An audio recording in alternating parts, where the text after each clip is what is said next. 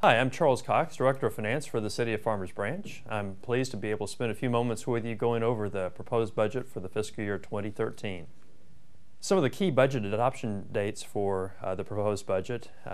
It's kind of kicked off with a City Council planning retreat on January the 27th, followed by a department head planning retreat which occurred on February the 15th.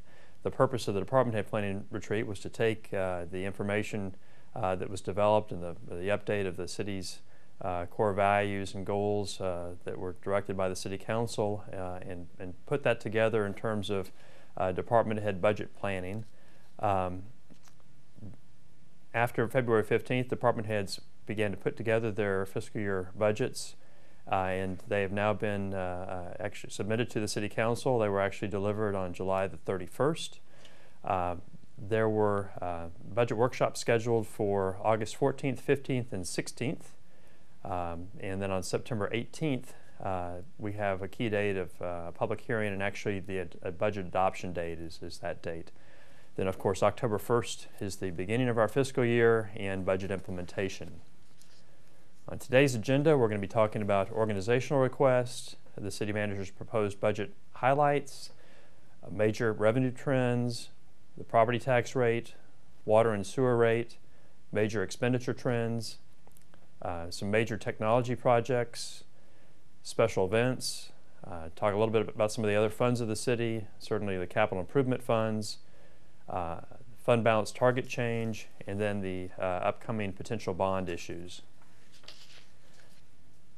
In terms of organizational requests, the city funds 6 organizations: the MetroCrest Social Services Center, the Farmers Branch Chamber, the MetroCrest Family Clinic, the Senior Adult Services, the MetroCrest Chamber, and the Family Place. Currently, we fund those organizations in the amount of $213,500. These organizations, as shown on the slide, have made requests for the upcoming fiscal year. Senior Adult Services, the MetroCrest Chamber, and the Family Place have all requested increases to their funding levels from fiscal year 12, and those are shown on the slide. If those increases were accepted, the increased funding would go from the $213,500 to $248,500. In terms of highlights of the proposed budget, the budget promotes the council-approved strategic plan, the mission statement of the city, the core values, and goals. The total budget is $4 million, or 5% less than fiscal year 12's budget. It's based on maintaining the property tax rate of 52.95 cents per $100 valuation. There is a 3% water and sewer rate increase. The proposed budget reduces debt, maintains a 20% target fund balance for the general fund, and actually increases the general fund balance on a most realistic basis by $16,700. The proposed budget maintains service levels and includes major new technology projects.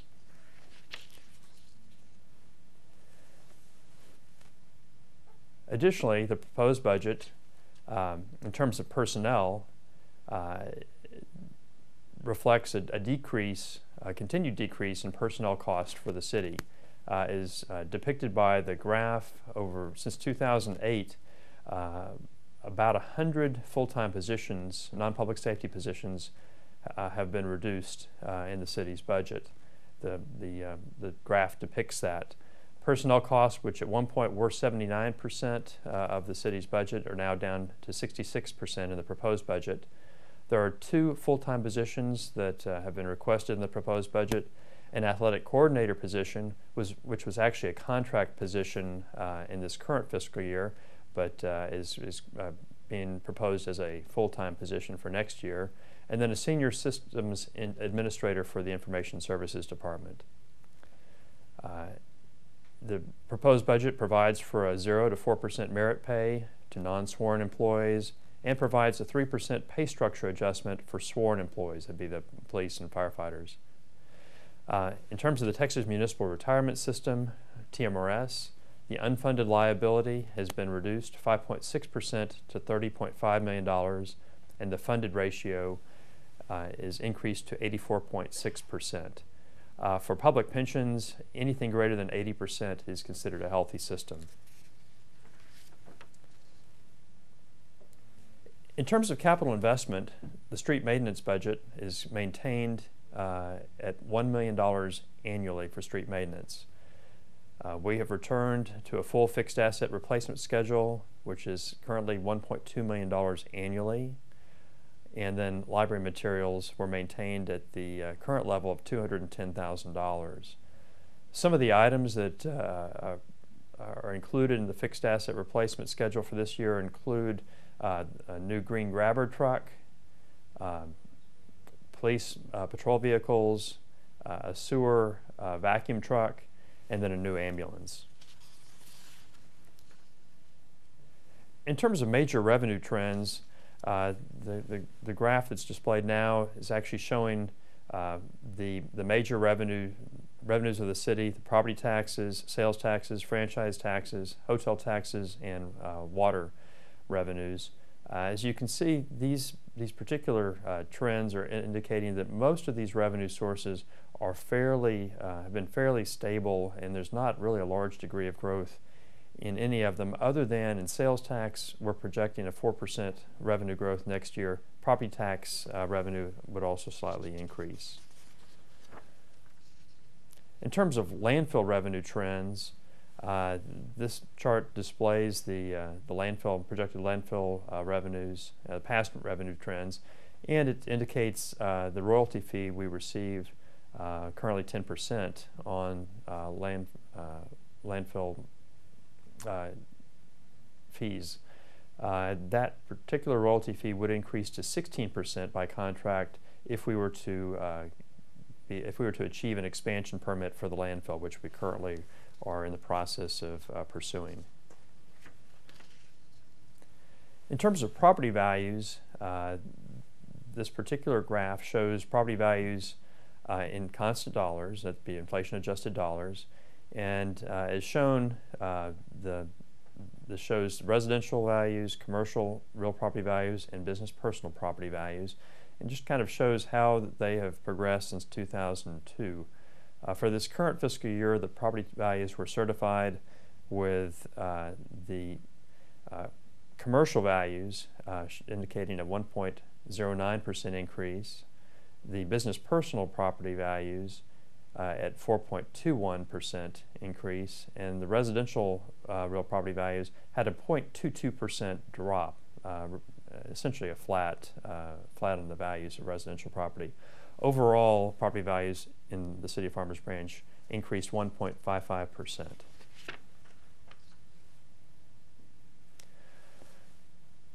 This next graph shows the municipal tax rate comparison within the Dallas area on a per $100 assessed value basis. The chart indicates the tax rates of all the different cities for the current fiscal year. The rates that would go into effect this coming October are not displayed, since many of those rates are not known. As I indicated earlier, the Farmers Branch proposed tax rate would remain the same at 52.95 cents. As shown by this chart, the only three cities that have a lower tax rate than the City of Farmers Branch currently are Highland Park, University Park, and the City of Plano. Addison is above on this chart, above Farmers Branch, and they have recently indicated that they are planning to propose a 62.5 cent tax rate for next year. The average of these tax rates is shown at 60.94 cents. So we compare very, very favorably against other cities in terms of the property tax rate. State law requires that we have what are called truth in taxation publications. We published the first truth in taxation notice in the Dallas Morning News on August the 3rd. And the effective tax rate, that's the tax rate necessary to bring in the same revenue dollars as the prior year, is 0.532005 cents. So by recommending a 52.95 cent tax rate, we essentially would be bringing in slightly less dollars than the prior fiscal year when adjusted for new construction. The rollback tax rate is 0.564463, and that's the tax rate at which the City Council could adopt that rate and not be subject to a petition for referendum. And again, the proposed tax rate at 0.5295 is significantly below that tax rate. In terms of how that translates for an average resident, the property tax impact on the average home value in 2011 was for the average home value was $143,148, and this particular chart just shows what the annual cost as well as the monthly cost would be for someone that has an average home value with and without a homestead exemption. The same thing with an over 65 exemption. This just displays the difference in the cost for property taxes for the average homeowner. In terms of the revenue to the city, the value of a 1 cent tax rate increase, or 1 cent tax rate, is $368,823.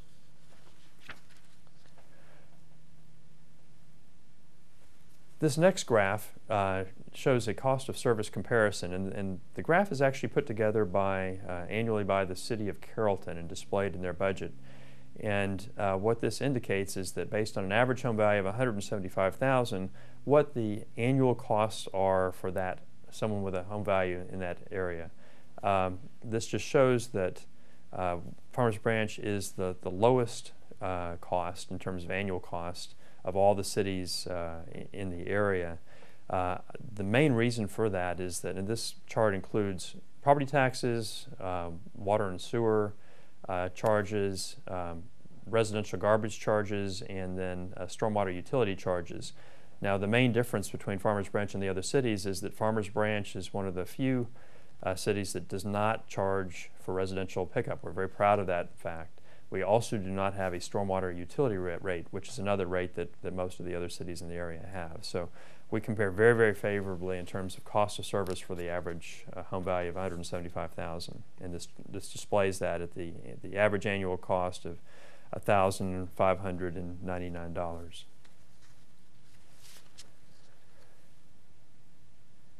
This next graph shows the current water and sewer monthly bill comparison for a resident that uses 10,000 gallons per month. Currently, the average monthly charge for a Farmers Branch consumer is $62.55. This chart again displays that we're one of the lower cost providers in the entire area, with the average being $77.13 a month. One of the main reasons that Farmers Branch is so low is we currently are debt-free on our water and sewer fund and are able to pass along those savings to Farmers Branch residents. We are proposing a water and sewer rate increase this year. The last time that we increased water and sewer rates was in fiscal year 2009. There have been cost increases since 2009 to the city, both by Dallas Water Utilities, which provides our treated water, as well as from the Trinity River Authority, which treats our wastewater. Those rate increases were fairly small, and the city absorbed those costs. Additionally, in fiscal year 2011, the city renegotiated a 30-year contract with Dallas Water Utilities, which had a major savings due to that renegotiation. Essentially, the savings were $432,000 annually, and that helped us offset these cost increases. We are, however, at a point where the increased cost is going to have to be passed along to the consumers, and we're recommending that a 3% increase for both water and sewer be passed along to consumers.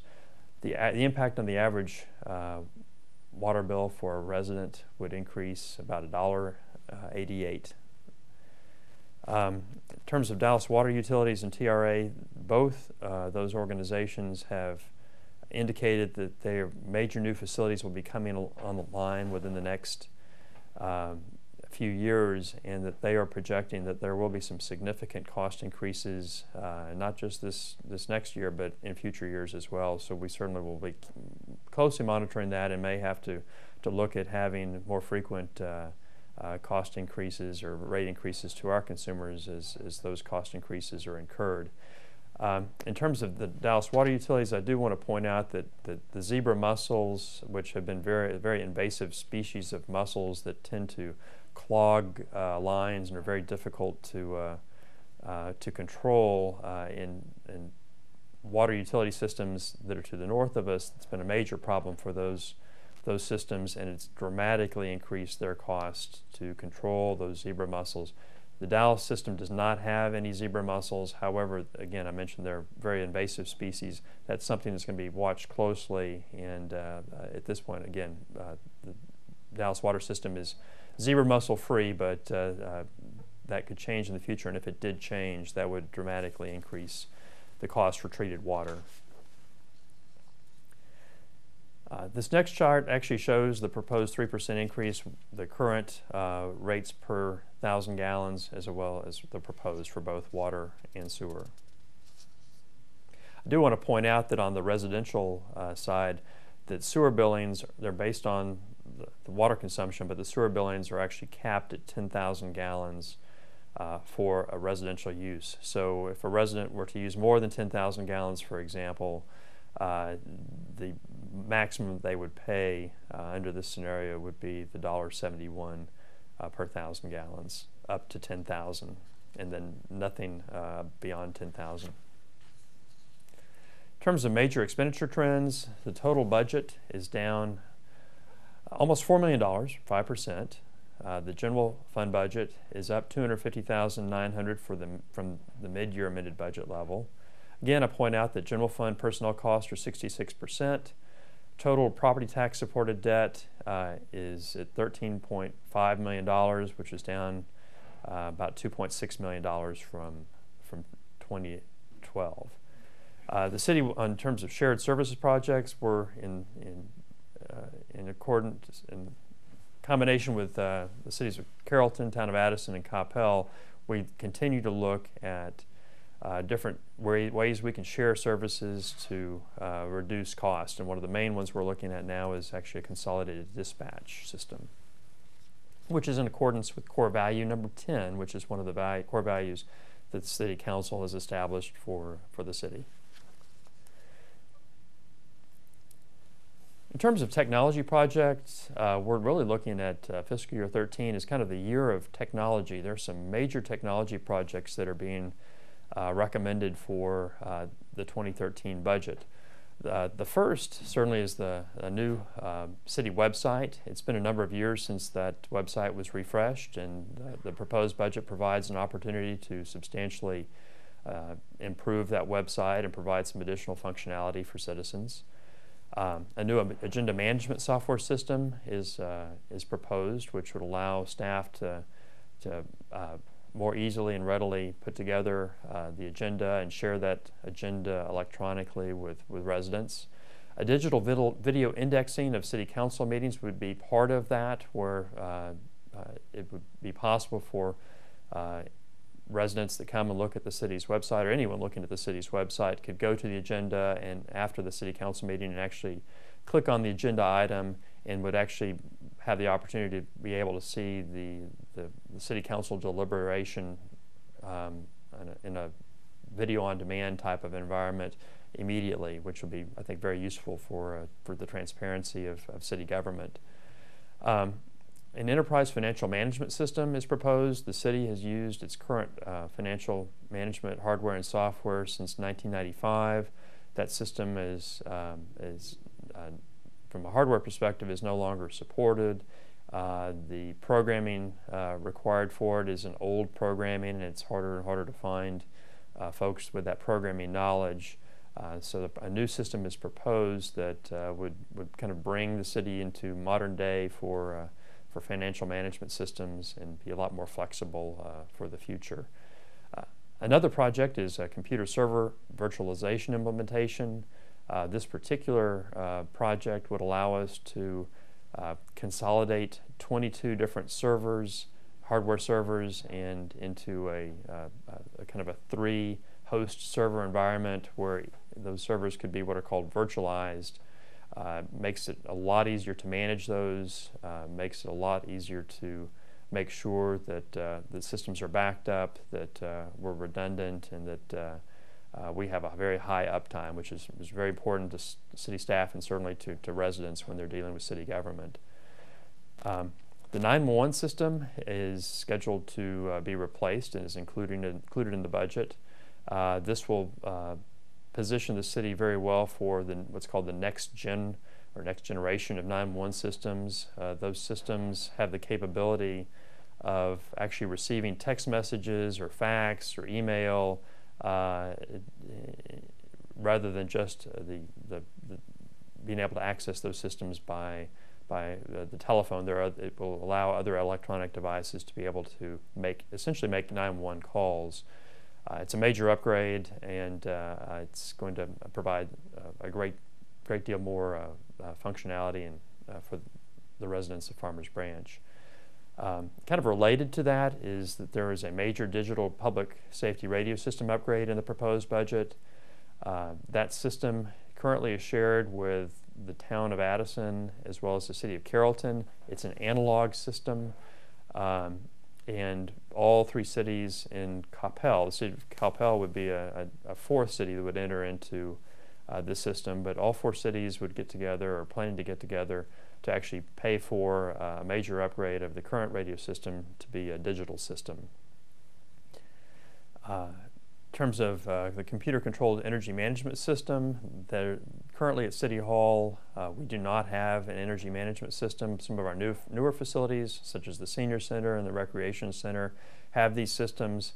We are recommending that such a system be put in place at City Hall to better manage the air conditioning and the heating at City Hall, to make sure that we are being as green as possible in terms of managing our energy consumption. Then finally, in terms of new technology projects, is new planning software for community services, which will help them be more effective in terms of keeping track of zoning cases and special use permits, and will help them do their jobs a lot better. In terms of special events, the special events that are included in the fiscal year 13 proposed budget is, of course, Liberty Fest, a Daddy-Daughter Dance, the Independence Day celebration, movie in the park, a new event called The Wedding, which would be in the Rose Garden, Tour of Lights. And then I also want to point out that the Easter Extravaganza, Stars and Spokes Bike Race, and the Dallas Symphony Orchestra are currently not funded in the proposed budget. In terms of some of the other funds, and this is labeled minor funds, that's an accounting term. It's not that any of these funds are any less important than the other funds of the city, but these are some of the other funds of the city. I just want to point out that we have a number of funds in the city, and each have a specific purpose, and this just lists some of those other funds.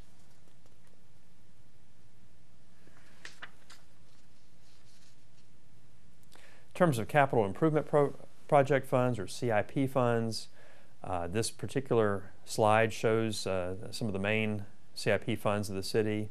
The non-bond utility fund is paid for through water and sewer rates, and that's I mentioned earlier that we're debt-free on the water and sewer fund side of the balance sheet, but we do have a very active pay-as-you-go program, which has allowed us to pay essentially with cash for many of the major water tower and utility improvements throughout the system.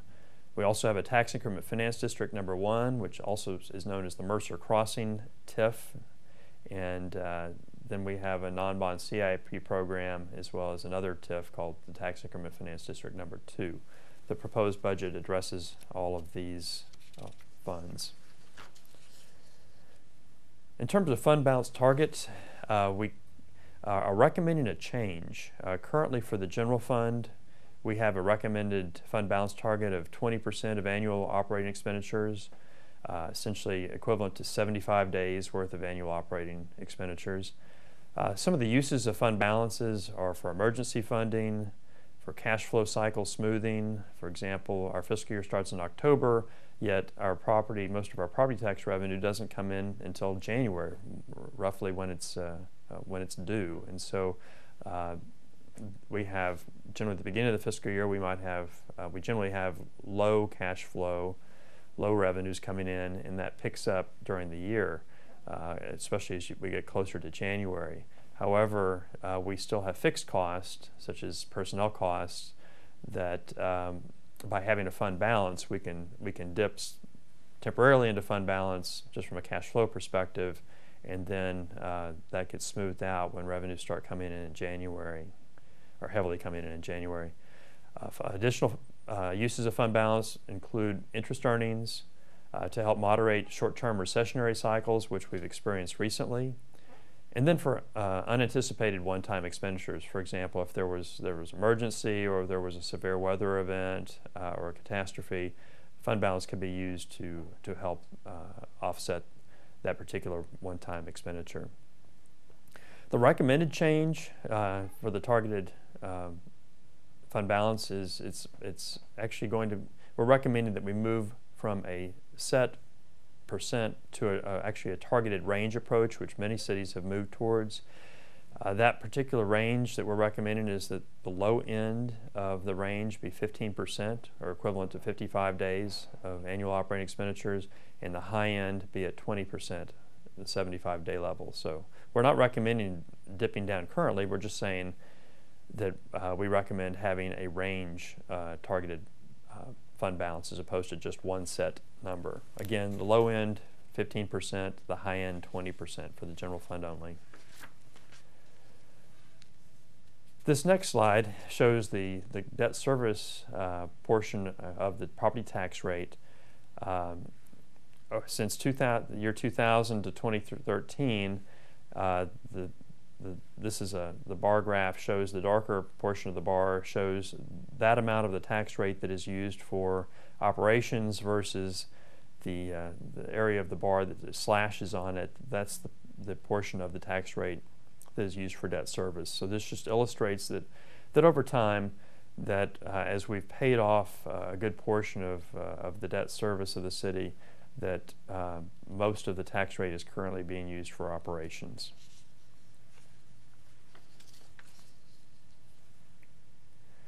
In terms of potential bond issues in the future, I earlier mentioned the public safety radio system.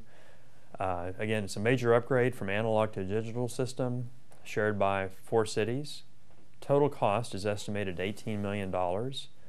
Farmers Branch's share is estimated currently at $3 million. The system has a 10-year expected life. Farmers Branch is going to be acting as the lead purchasing agency for all 4 cities.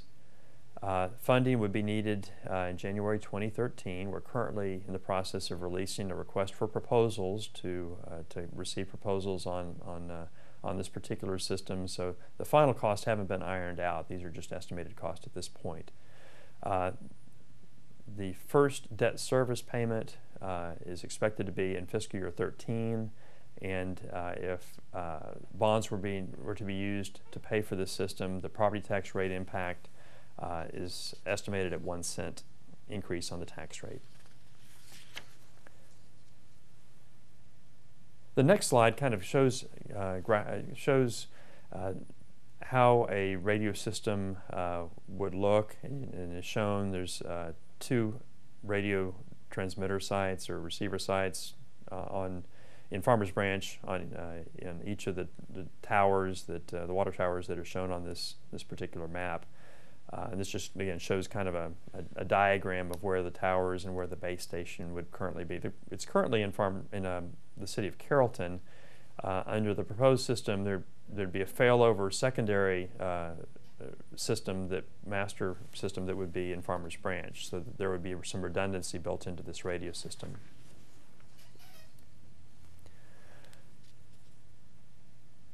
The next slide shows as a potential bond issue a proposal that has come from our Parks Board that is a proposal for an outdoor and indoor aquatic center.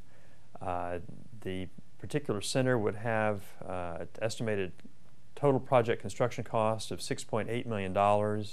If bonds were to be used to finance this center at that full rate, the expected property tax rate impact would be an increase of 1.36 cents on the tax rate if we were to issue 20-year bonds for the particular project. Looking in the future, 3 to 5 years out, there have been some street reconstruction projects that, major street reconstruction projects that staff has identified, and at this point, the estimate for those projects would be $10.7 million, which would necessitate a bond issue for those out years. In terms of upcoming budget changes, there are a number of the budget is always, even the proposed budget is a fluid document. Some of the changes that have occurred and will be occurring over the next month is that Addison currently uses, they don't have their own library, and they currently use the Farmers Branch Library. Addison is proposing that they change from having one card per person to one card per household. They currently pay the City of Farmers Branch to allow their citizens to use our library. If they were allowed to have this change, the revenue impact for the City of Farmers Branch would be a $44,000 reduction. So that's something that staff and council will be looking into. In terms of tax increment finance district number 2, which is it's a tax increment district that is just to the west of City Hall. There are 2 projects that are currently in the works for that particular area. One is a Western Securities project, and one is a K-Hovnanian project. Both those projects the public portion of those projects are financed through the TIF district, and we will be changing, once we know a little bit more about those projects from a financing standpoint, we'll be including those in the TIF budget. Essentially, a TIF is a mechanism so that any increment that comes from a project in terms of tax revenue can be used to kind of self-finance the public portion of those projects, the streets, the utilities, for example. And so both those budgets will be, or that particular budget will be changed based on those two projects. Additionally, an upcoming budget change is going to be on the Legal Defense Fund. That particular fund is going to be increased in terms of anticipation of additional donations for the legal defense of the city. Then finally, the Radio Upgrade Fund. I'd mentioned about the city being the lead purchasing agency for all the cities, and we'll be looking at establishing a radio upgrade fund to provide a mechanism so the funds can flow in and out of a particular fund of the city. And with that, as always, I'd be happy to answer any questions residents might have. You can reach me at charles.cox@farmersbranch.info. This budget is on the city's website, and it's also on file at the Mansky Public Library. As always, I, as your finance director, would be more than happy to answer any questions you might have. Thank you.